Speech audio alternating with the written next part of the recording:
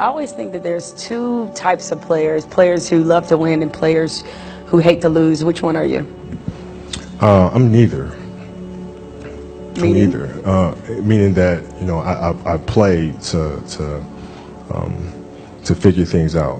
I play to learn something, right? Because I think if you play with a fear of failure, or you play with the will to win, or that supersedes the fear of failure, I think it's a weakness either way, right? Because if you play with the fear of failing, you'll have the pressure on yourself to play, to capitulate to that fear. If you play with the sense of I want to win, then you have the fear of what happens if you don't.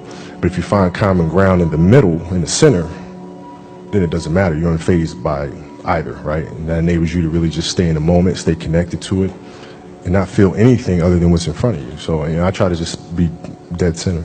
So a lot of people in general are afraid of failure. How did you become one of those people who doesn't seem to be afraid of failing? It doesn't exist. It's not existent. What the hell does that mean? Seriously, what does failure mean? It doesn't exist. It's a figment of your imagination.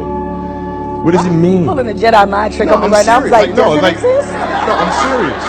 I'm trying to think, how can I explain it? So,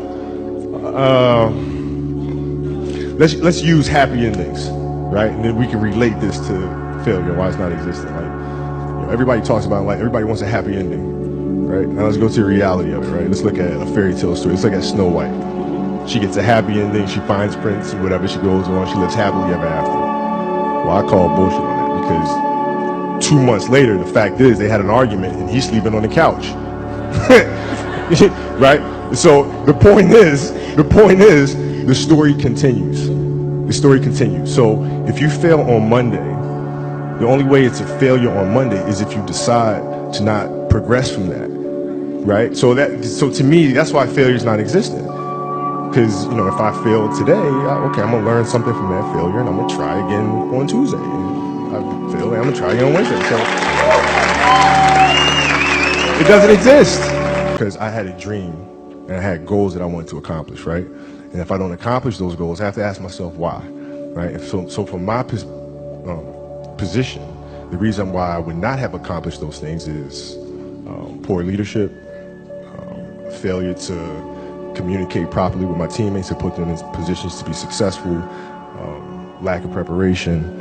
All those things would be reasons why I don't win, right? So now, if that was the case, in my career, I have to sit and I have to analyze that, and then as I move and I evolve, post basketball into business or whatever, those same weaknesses are going to reveal themselves there, right?